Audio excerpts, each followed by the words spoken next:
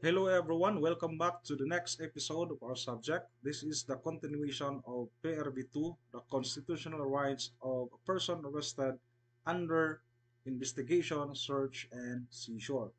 In the last episode, we learned about arrest, the statute of limitations, SOL, or the so-called prescriptive period, and the warrant of arrest versus warrantless arrest under Rule 113 of Criminal Procedure.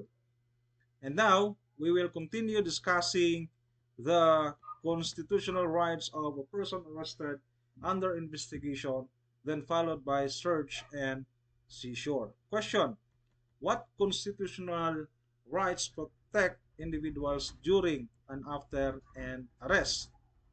The 1987 Philippine Constitution, particularly Article 3 Bill of Rights, imposes limits and safeguards against arbitrary arrest. You know what is arbitrary arrest or arbitrary detention? Sino lang ba ang pwede mag-commit nito? The answer is only the law enforcers and any government employees who will deprive liberty of any person without a valid warrants. Kung civilian ka, hindi arbitrary arrest ang tawag doon, kundi illegal detention.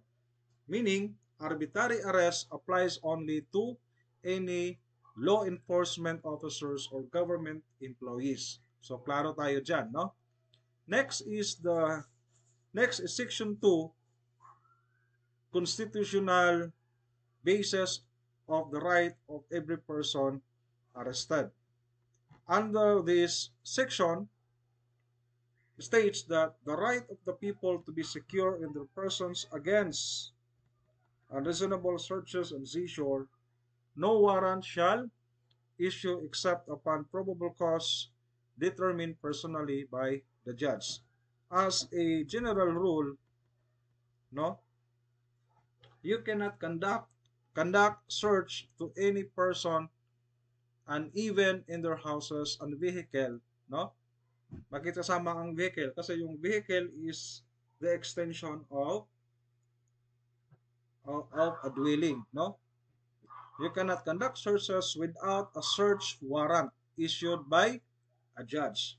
You have to secure first search warrant approved by the judge. Kasi kung hindi mo ito gagawin, as law enforcer, sangkatutak na kaso ang aabutin mo. To mention lang, no, pwede kang magkakaso ng illegal arrest, violation of domicile, pwede ring robbery kung may mga nawawala. No, this is just an example. If you will not follow this, what do you call this, no? If you will not follow these provisions, no, na dapat you have to secure search warrant before you can conduct search and seizure. Next, uh, under Section 12, no, these are the constitutional basis of the right of every person arrested. Section 12 states that right of person under custodial investigation, including the right to remain silent and to have competent and independent counsel, preferably of his own choice. No, hindi pwede na uh, choice ng police. Dapat choice ng suspect. When we say custodial investigation, para mas maintindihan pa natin, no? This refers to questioning by law enforcement after a person is taken into custody or arrested or being deprived of freedom or liberty, isa lang yan, para mas maintindihan pa, in a significant way. Typically, bakit i-conduct yung custodial investigation? Typically, to obtain information or confessions related to a suspected crime, and interrogation process is part of this. During custodial investigation, mali yung nakikita ninyo sa movie, no, sa TV, na tinatalian ang suspect, tinutorture, binibuhusan ng tubig ang mukha na may sili pa, no, para umamin, no, to confess something or to obtain information. So that is a barbaric way of interrogating a suspect. Sa ngayon, wala naman akong nakikita na gano'n, no? And actually, the PNP is highly institutionalized na, no? The officers were all professionals, no? Hindi ka nga makapasok sa PNP pag wala kang eligibilities or eligibility.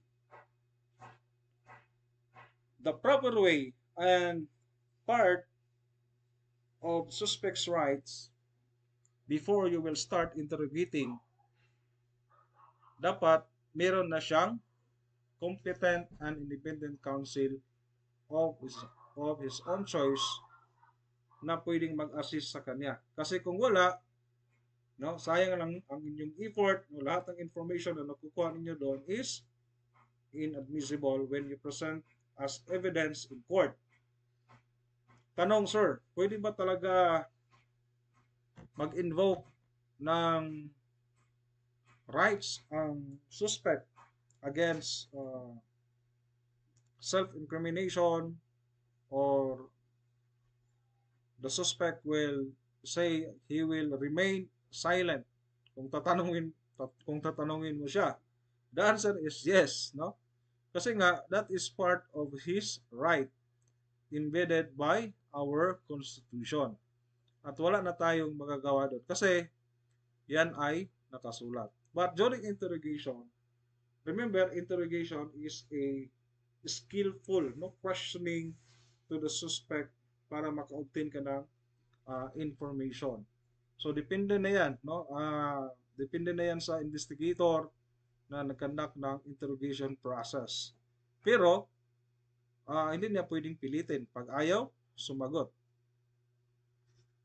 So about dito, kung mayroon pa kayong further questions, just PM me, no? I-message nyo lang ako, no? Kasi siguro yung iba, unahan ko na lang kayo, baka iniisip niyo yung mga pinagbabawal na technique. No, sinabi ko na kanina that the PNP now is highly institutionalized, no? Wala nang ganyang mga barbaric way of interrogating a suspect, no? Even sa mga police stations, meron ng mga nakamonitor ng mga CCTV cameras, no? Madali kang mahagip pag gagawin mo ang ganong bagay. Okay, yan po ang constitutional basis and rights of every person arrested under investigation or custodial investigation. So, dalawang bagay, dalawang sections ang pinag-usapan natin doon. Section 2 and Section 12. Okay, tandaan nyo na lang yun. Kasi that is very important because you are future law enforcers. Dapat alam ninyo yan, no? Okay, next we will hindi ko na next yung slide, no? Yan ang ibig sabihin ng custodial investigation, no? Paki-review na lang or paki-basa na lang ang definition ng custodial investigation. And now we will discuss what is this Republic Act 7438. So nakikita niyo na sa screen that this is an act defining certain rights of person arrested, detained, or under custodial investigation, as well as the duties of the arresting officers, detaining and investigating officers, and providing penalties for violations thereof. So, itong batas na to, ito ang nagpoprotekta sa isang arrested person under custodial investigation. Special law ito, no? It is enacted in 1992 to safeguard the rights of individuals during arrest, detention, or custodial investigation, and define the duties of law enforcement officers. Okay. Uh, the core rights protected under this law, number one is right to counsel. Letter A. Person under custodial investigation must be assisted by a competent independent lawyer at all times. No? Na-discuss natin to kanina. If they cannot afford one, the state must provide counsel. Letter B, confessions or waivers without counsel are inadmissible in court. Okay, bigyan natin ito ng diin ng konti.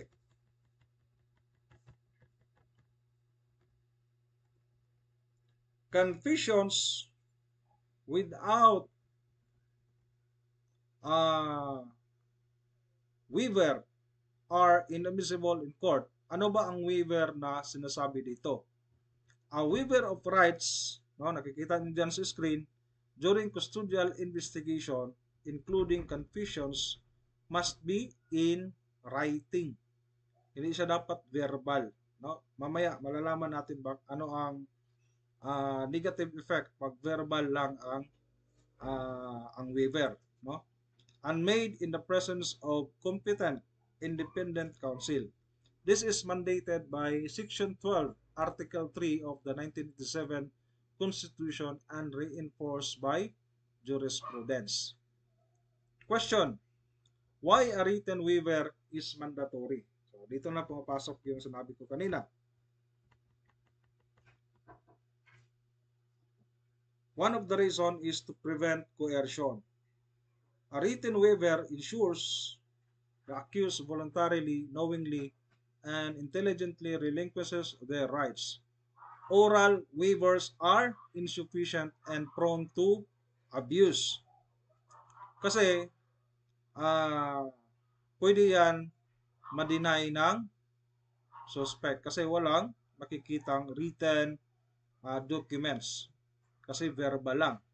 Pwede sabihin ng suspect na pinipilit lang sila na umamin at under threat, kaya napilitan din silang mag-confess. Pero, against sa kanilang will, no? Pag sinabi kasi nating coercion, no, para mas maintindihan pa ninyo kung ano itong coercion,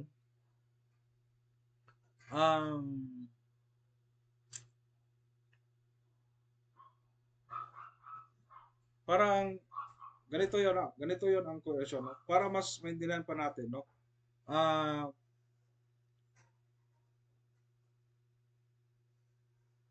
May ginawa kang isang bagay na kahit hindi mo gusto, pero napilitan kang gawin ang bagay na yon. One of the reason is maybe you are under threat or intimidated by the police, no?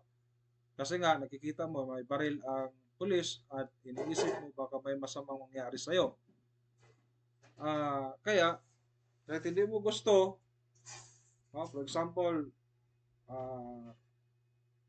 signing a waiver, for example, no? Kahit ayaw mo mag-avail sa waiver, pero dahil natakot ka sa police, intimidated ka, so yan ang example ng coercion.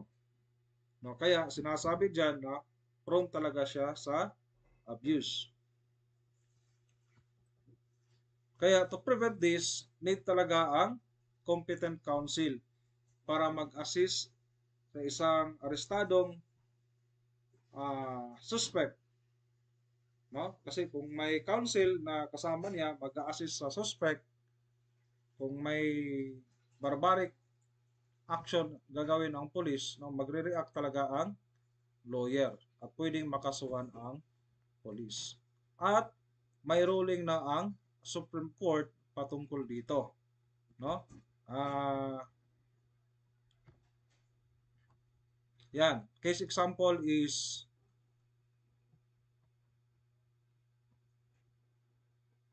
People versus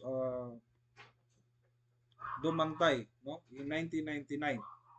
The Supreme Court excluded a confession because the accused waiver of rights was not in writing and lacked counsel. So, hindi pa raw nakasulat, no? Wala silang dokumento na pinaghawakan at wala pang counsel na nag-assist doon sa suspect. The police merely claimed the accused verbally waived his rights which violated constitutional safeguards. In addition, meron ding tinatawag na waiver under Article 125 of the RPC. So iba din to, no? Don't be confused kasi yung pinag-usapan natin na waiver, yun ang waiver uh, about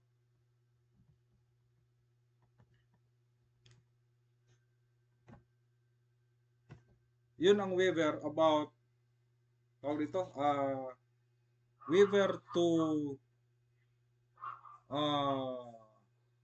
waiver of confession, no? Kung mag-confess ka, so dapat you have to yung police na nag-conduct ng custodial investigation, dapat mag-sign talaga yung suspect. Yan ang ibig sabihin ng waiver of confession. Iba po itong waiver under Article 125 of the Revised Penal Code.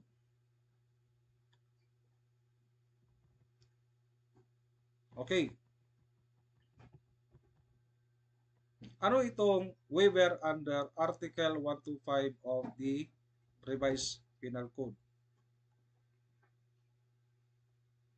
Waiver under Article 125 of the Revised Penal Code, it refers to a detainee's voluntary relinquishment of the right to be promptly delivered to proper judicial authorities within statutory time limits, typically to allow a preliminary investigation to proceed. So, who will conduct the preliminary investigation? The answer is the prosecutor or fiscal. No? Isa lang yan. No? Pag marinig niyo prosecutor or fiscal, isa lang yan. Okay? So, pasadahan lang natin itong Article 125 of the RPC kasi we're talking about waiver. Okay? This will have happened when you arrest the suspect in flagrante delicto. No? Pag sinabing in flagrante delicto, caught in the act. Basta caught in the act, need mo talaga i-inquest. No? Narinig nyo yung inquest, ito na yon. Pag may na-arresto na suspect, you have to inquest that arrested person, and upon the arrest of that suspect, dito na magsisimula ang tinatawag na reglementary period, no? Depending on the offense committed. Pwedeng 12 hours, 18 hours, and 36 hours. Okay, we will define what is a reglementary period. Yan, it refers to legally prescribed time frames within which specific legal actions or proceedings must be initiated or completed. It is the duty of the investigator on case to inform the arrested suspect through his competent counsel whether or not they will avail the waiver under Article 125 of the RPC.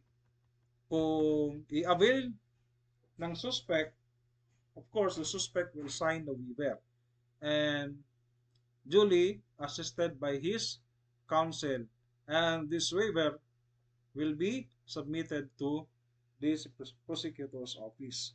Once ma-sign na ng suspect ang waiver, no, mawawala ng itong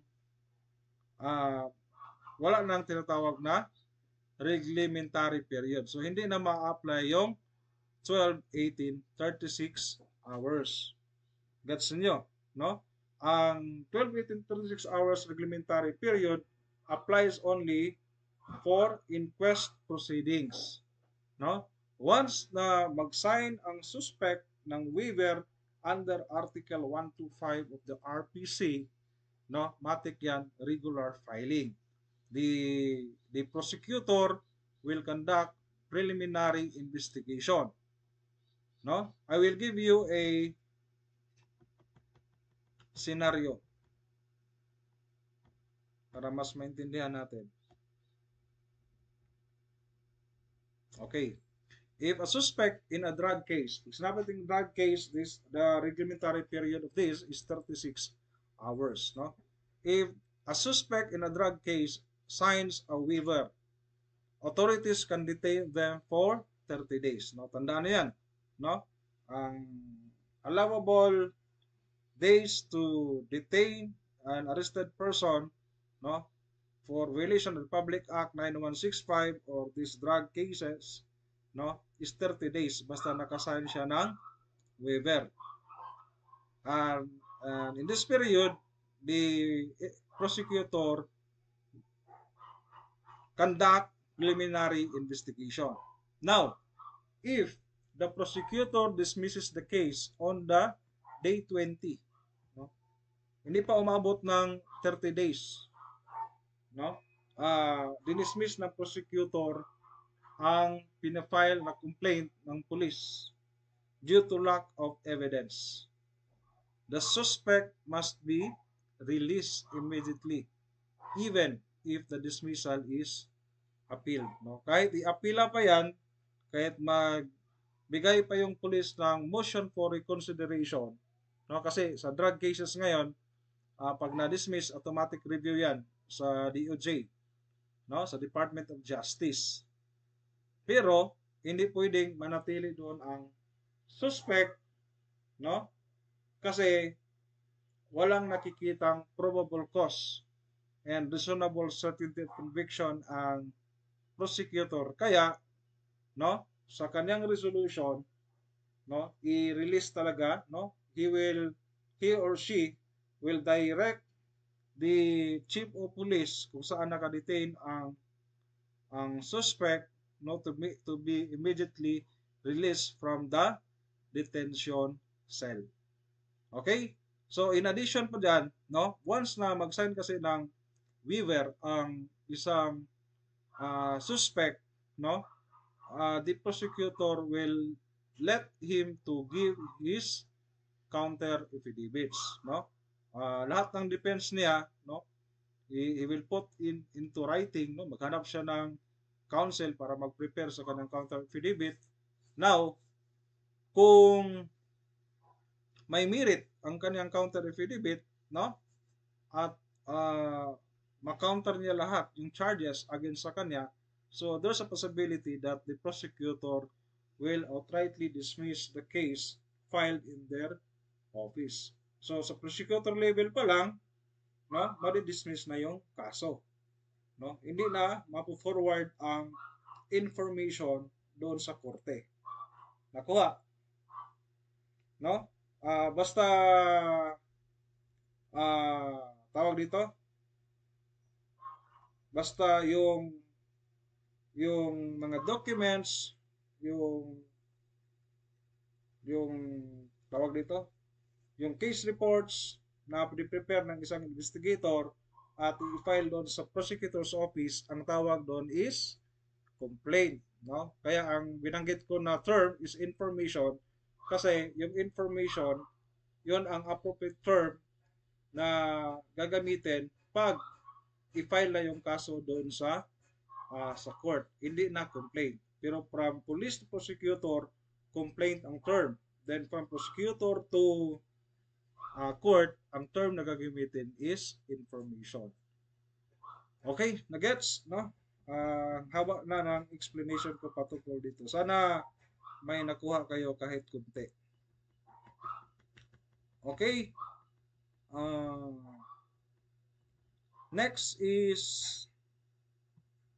the duty of number 2 pa pala.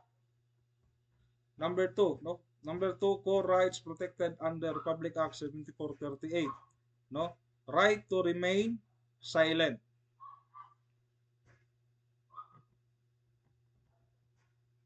Ano na? Okay, number 2, right to remain silent. Law enforcement must inform the person of the right to silence in a language they understand. So this is now the Miranda rights. So alam naman ninyo kung ano yung Miranda rights. So it is important to note that in informing the rights of the accused, he or she must understand in the language known to them. No?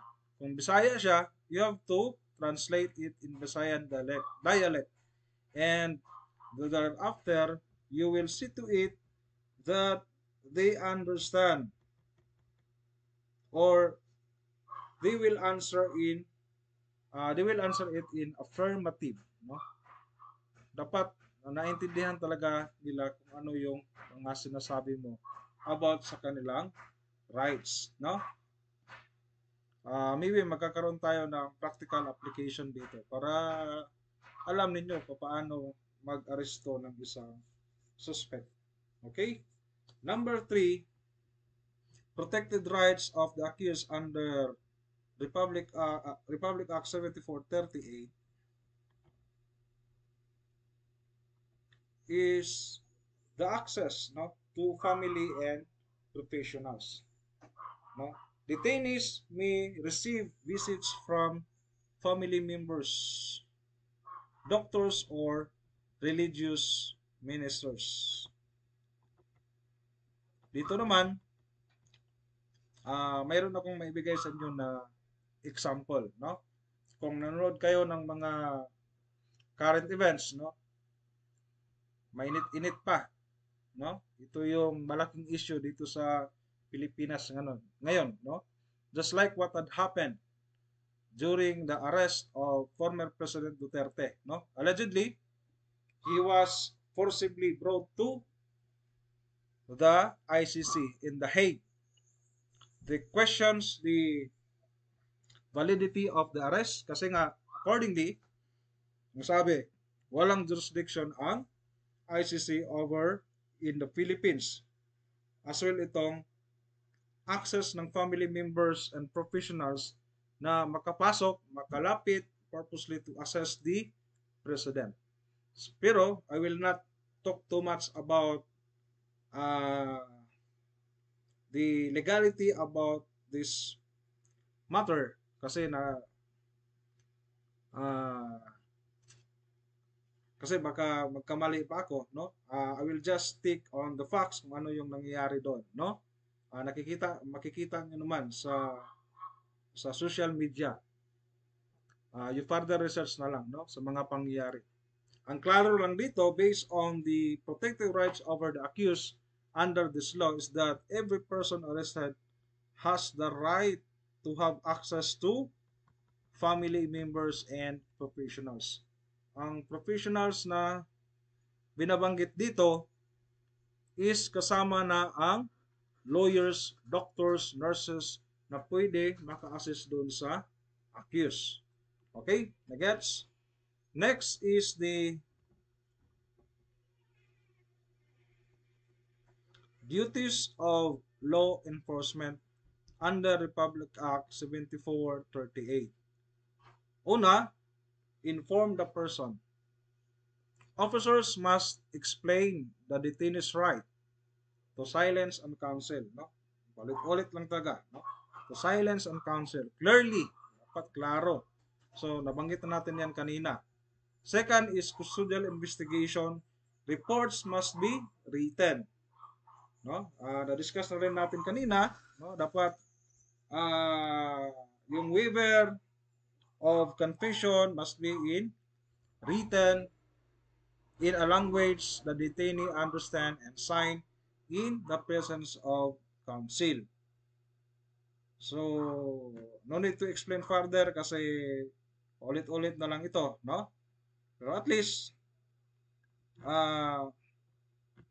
nadi-discuss natin And alam natin na this is part of the duties of the law enforcement.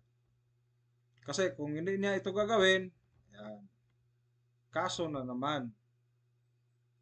Then next, extrajudicial confessions, no? Ang sabi diyan, require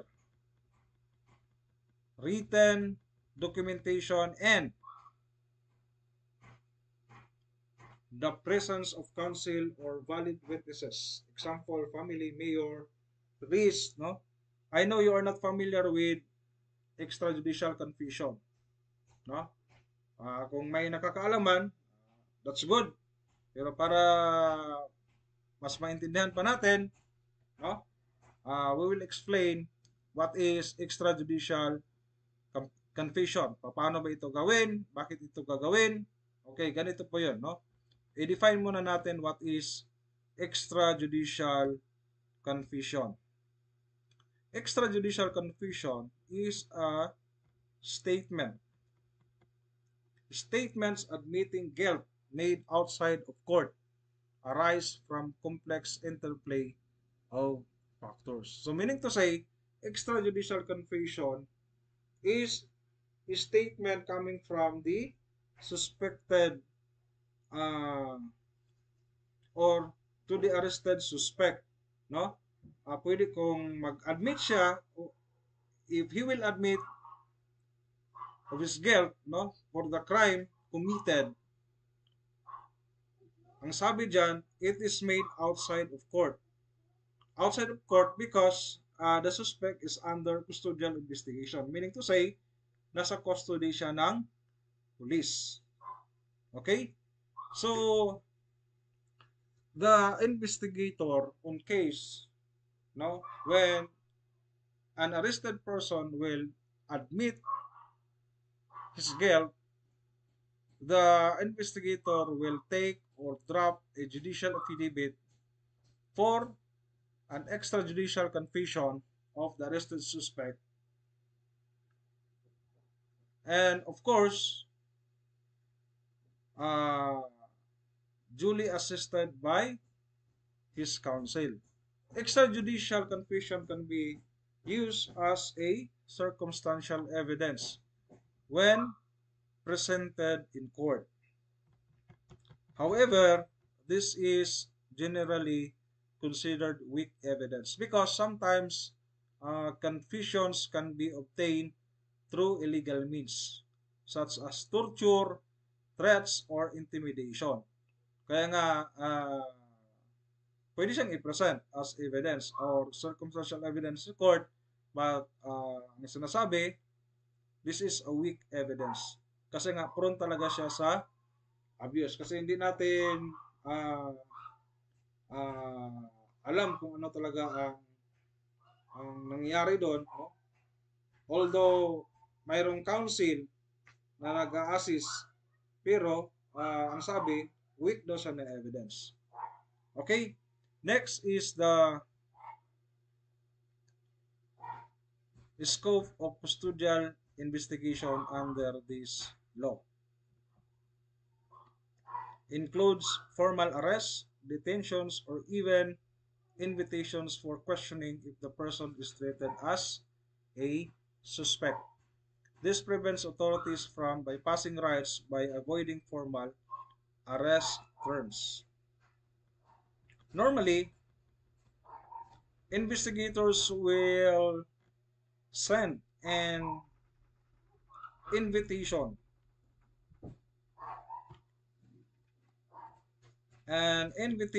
to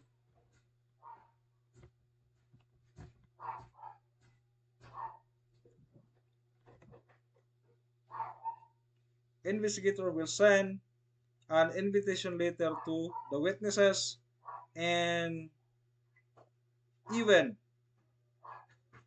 to the suspected individuals purposely for questioning. However, since this is a mere invitation, the respondent has the right to refuse to appear before this office. If you question about if the respondent will face any consequences Ibig sabihin, yung pinadalhan ng invitation letter ng police, kung mayroon bang consequences by disregarding the invitation sent to them? The answer is no. Tandaan nyo yan. Hindi ka pwedeng pilitin kahit may invitation pa yung police. The respondent has no legal obligation to comply. Anyone can refuse without immediate consequences, as police cannot force them to attend without warrant or probable cause. However, no, karapatan din ng investigator to continue gathering evidence independently. No. Now, yung investigator matinik, no, may nakuha pa rin siyang ebidensya, no, na mag-link sa iyo, hintayin mo na lang yung warrant of arrest, no? Kasi pag may warrant of arrest ka na, pwede ka nang arestuhin ng police. Next is the penalties for violation under Republic Act 7438. So una, officers who fail to inform detainees of their rights will face ilang taon? 6 to 10 years imprisonment and a fine of 6,000 pesos or both. So ganun pala katindi, no? Pag na-miss mo na inform ang rights ng isang akusado, ito ang mangyayari sa iyo, no? Your violation is under Republic Act 7438 and you will be detained 6 to 10 years, no? And a fine of 6,000 pesos. Obstructing access to counsel, family or medical religious professionals incurs 4 to 6 years imprisonment and a fine of 4,000. So ganun pala sa katindi, no? So batas na to, no? Kung in the future kung magiging part kayo ng custodial investigation, dapat huwag niyong kalimutan ang Republic Act 7438 kasi mayroon talagang kaakibat na penalties and fines. At matagal-tagal din, di ba? 6 years to 10 years. No? Mamiss mo lang i-inform ang kanyang rights. Kaya i-master niyo talaga itong Republic Act 7438 as well as the Bill of Rights, no? The constitutional basis, the rights of every arrested person, no, under investigation or custodial investigation, search and seizure. Next is the significance of Republic Act 7438 or importance, no? Pag sinabi significance, importance, no? Reinforces constitutional protections against coercion and ensures due process, aligning Philippine law with international human rights standards. It emphasizes that custodial procedures must respect human dignity even during investigation. So, yan ang kanyang significance, no, under this law. And now punta tayo sa right of the arrested person under search and seizure. No? Ito yung hindi natin na-discuss sa PRB2 kasi kailangan talaga nating pasadahan yung ibang mga topics, no, bago tayo makarating dito. Okay, we've done with the rights of a person under investigation or custodial investigation. Now punta tayo dito sa search and seizure. In this situation, just to clear out, no, the suspect here was already arrested in flagrante delicto, and he is subject for search and seizure. Okay, to understand this, we will define search and seizure. Okay, nandiyan na sa screen. Search, it occurs when authorities or police investigate a person's property, body, or digital data to find evidence of crime. Seizure, in a legal context, it refers to the act of taking possessions of a person's property by legal authority. This often happens in conjunction with a search where law enforcement officials examine a person or property for evidence of the crime. The rights of a person under search and seizure are primarily derived from, tandaan nyo, derived from Article 3, Section 2 and 3 of the 1987 Philippine Constitution, which guarantees the right to be secure in one's person, houses, uh, papers, ano pa, and effects against unreasonable searches and seizures. Question: what circumstances permit police to legally conduct a search and seizure? Answer, dyan na rin, no? As embedded by our Constitution, the law enforcer can only conduct search and seizure with the following circumstances. Number one, tandaan nyo yan, dapat may valid warrant. The police must obtain a search or arrest warrant issued by a judge. No? Hindi pwede kung sino-sino mag-issue, dapat judge. Hindi pwede chief of police, hindi pwede mayor, hindi pwede governor. Dapat ang nag-issue is judge. Based on probable cause, particularly describe the place to be searched and items, persons to be seized, and to be supported by sworn testimony or affidavits. Number two, just in case, warrantless searches under exceptions. The law exceptions to the warrant requirement in limited cases. Letter A, consent. So, dito na tayo sa warrantless searches. No? Ibig sabihin, walang dalang valid warrant. Pinakauna, ang titingnan natin dyan is consent. Letter A. Consent if a person voluntarily agrees to a search. No? Example, allowing officers to enter their home or car. Coerced consent, no? Coerced consent is invalid. Dito naman, itong consent, no, medyo alanganin pa rin ako dito. Kasi, pwede kasi itong ma-abuse, no? Pwede din ma-deny ng respondent na nagbigay siya ng consent. Kumbaga, pag ito ang basis ng warrantless searches and seizure natin, so based on this, pwede. Pero para sa akin, medyo alanganin pa rin ako, no? Kasi pwede tayong baliktarin ng respondent. Pwede niyang sabihin na hindi siya nagbigay ng consent. Di ba? Dito, may malaking butas talaga. Pero, in general, kasi nakasulat dyan, pwede. Letter B is plain view doctrine. Officers may seize evidence visibly incriminating while lawfully present in a location. Pag sinabi natin plain view doctrine, limited lang to kung ano lang talaga ang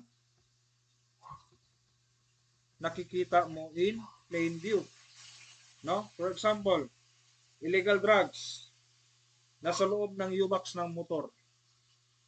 Pinabuksan mo kasi astig ka, no? Nakita mo lang yung tao na parang criminal to, no? Nakamotor, buksan mo yung U-box mo, no? May plain view ba doon? No? May plain view ba? Siyempre ang sagot, wala kasi nasa loob ng U-box, no? walang plain view doon. No? Kasi hindi mo actual na nakikita. Gets?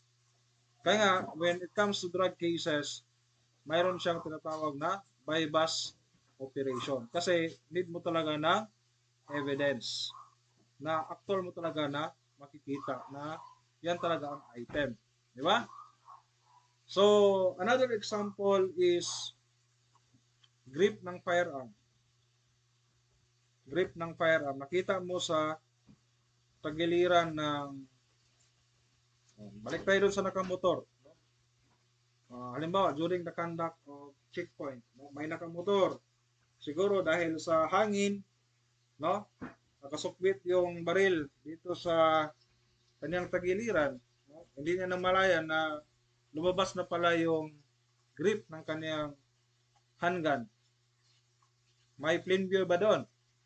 Ang sagot, meron. Kasi yung grip ng handgun is part of the firearm. Now, upon questioning if that firearm, no, have pertaining papers, no, to carry that firearm, pag walang ma-present yung nakamotor, so that is a pure violation of Republic Act 10591. Ang tawag dyan is the uh,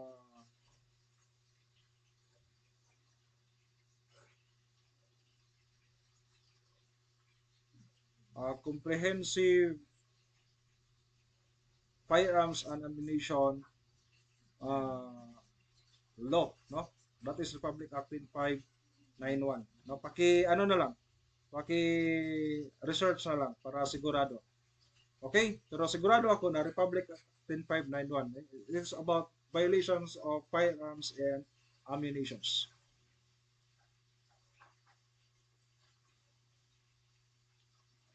Okay. So, pag nakita mo na ganun ang situation, may plain view, tapos walang dalang pertinent papers, pwede mo na siya agad i-arrest. Okay?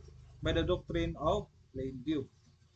Next, literacy is search incidental to lawful arrest. Yan. Search incidental to lawful arrest. This is after a lawful arrest. No? Officers may search the suspect's person and immediate surroundings to ensure safety or prevent evidence destruction. No? Again, example ko dito is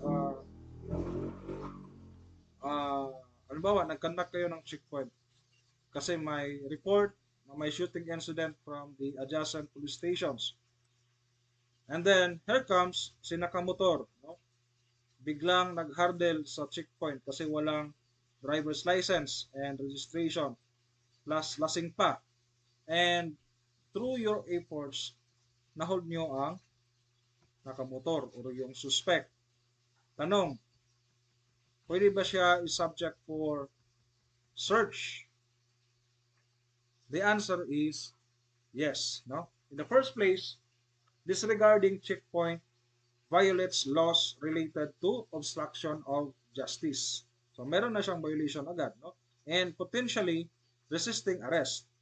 Kasi nga, nag-hurdle siya doon sa checkpoint. And driving under the influence of liquor directly violates Republic Act 10586, no? Also known as Anti-Drunk and Drug Act of 2013. And driving without driver's license as well as no registration, this contravenes Republic Act 4136, Dalang Transportation and Traffic Code. If this is the situation, you can now arrest that person and subjected for search and seizure. So, pwede mo na siyang i-body search, including ang sinakyan niyang motor. Pag may makuha na contraband, no, doon sa U-box sa kanyang motor, no, pwede mo nang idagdag doon sa kanyang kaso na nabanggit ko kanina. So yan ang example ng incidental to lawful arrest, no? Another example nito is bypass operation. Nung una-una, ah, ang bypass operation kasi is bibili ka, na actual kang bumili ng illegal drugs. Now, upon exchange of the item and the money, no, to the suspect, no, diyan na natin uh, diyan na ang situation na nag-consummate na ang selling of the illegal drugs. And selling of illegal drugs, that is a violation of Section 5 of Republic Act 9165. So, ibig sabihin, mayroon na siyang na-commit na violation. And purposely, no, for safety of the arresting officers, no, as part of the police operational procedure, no, the police now can conduct body search to that person, no, and anything na pwede ma-recover sa kanyang packets, no, halimbawa may na-recover pa na ibang item, no, illegal drugs pa rin, still pwede siyang idagdag doon sa kanyang kaso, no. Another section na naman yon. Halimbawa may nakuha pang ibang drugs, that is violation of Section 11 of Republic Act 9165. So, magiging dalawa na ang kanyang kaso, no, although same Republic Act 9165, pero dalawang sections ang kanyang binabiolate, no, Section 5 and 11. So, yan ang ibig sabihin ng incidental to lawful arrest. So, meaning to say, mayroon talaga siyang nababiolate first na violation sa law, plus upon searching, mayroon pang nakuhang ibang item. So, ang tawag doon is incidental to lawful arrest. Okay. Next is letter D. Letter D is exigent circumstances. So, exigent circumstances, ang nabigay ko dito na example is arrest under hot pursuit, no? Hot pursuit of a fleeing suspect. So, sa PRB 2, no? Sa PRB 2, na-explain ko na kung anong ibig sabihin ng hot pursuit operation or hot pursuit arrest.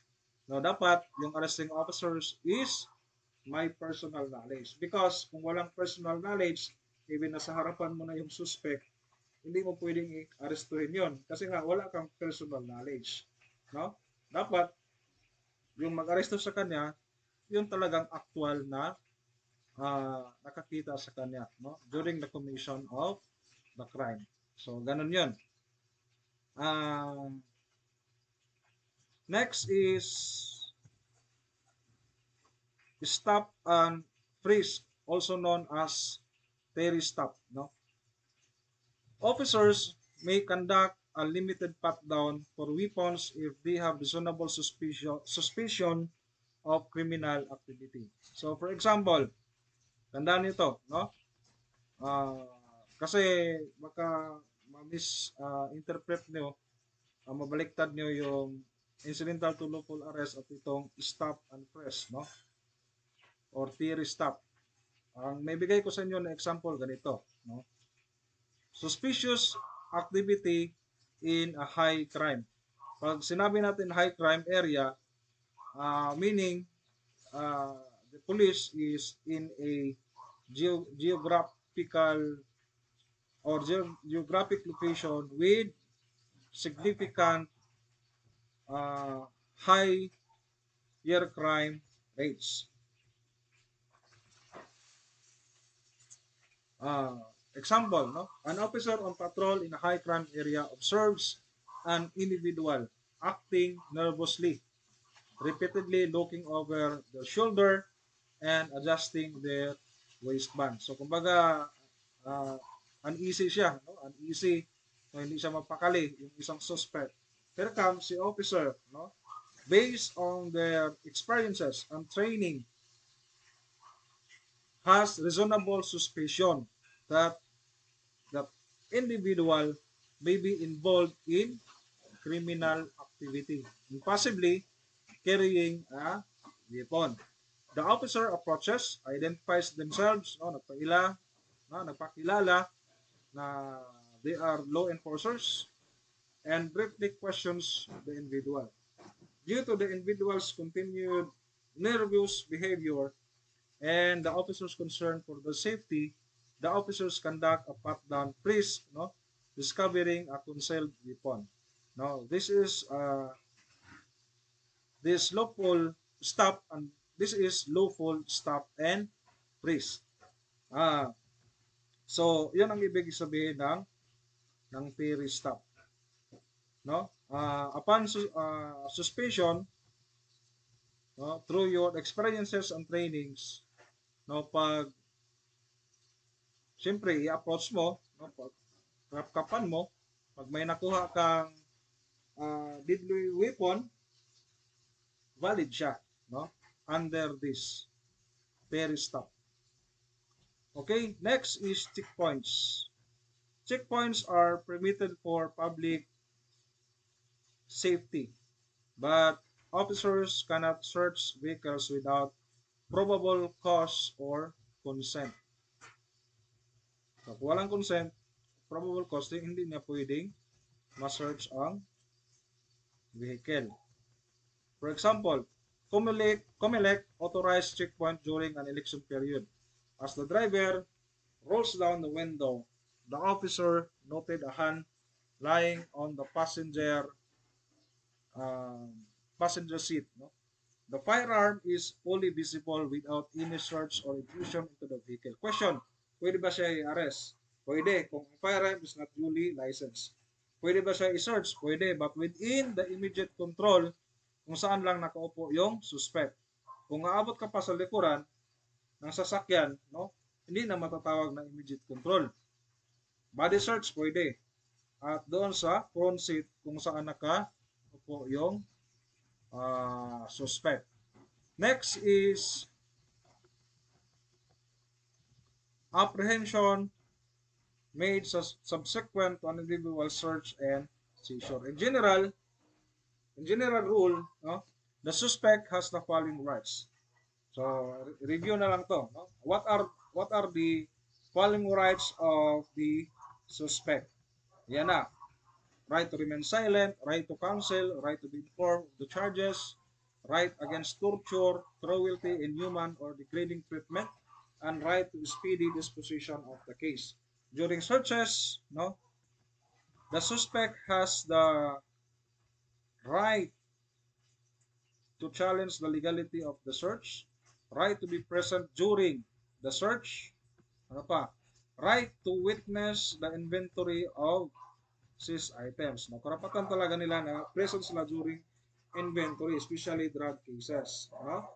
Kasi pag hindi sila present doon, napakasimple lang itong bagay, pwede ma-dismiss ang kaso. Okay? So, that's all for the rights of the arrested suspect during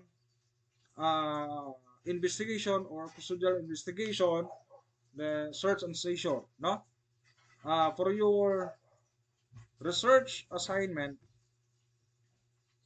look up and print out the search warrant application forms and the paperwork you need to file after after the warrant is served, no? Kasi yan ang magiging application natin, no? Application exercises, rather, no? This concludes episode 3, no? I hope marami kayong natutunan about the rights of arrested person under investigation, search, and seizure. Thank you and God bless.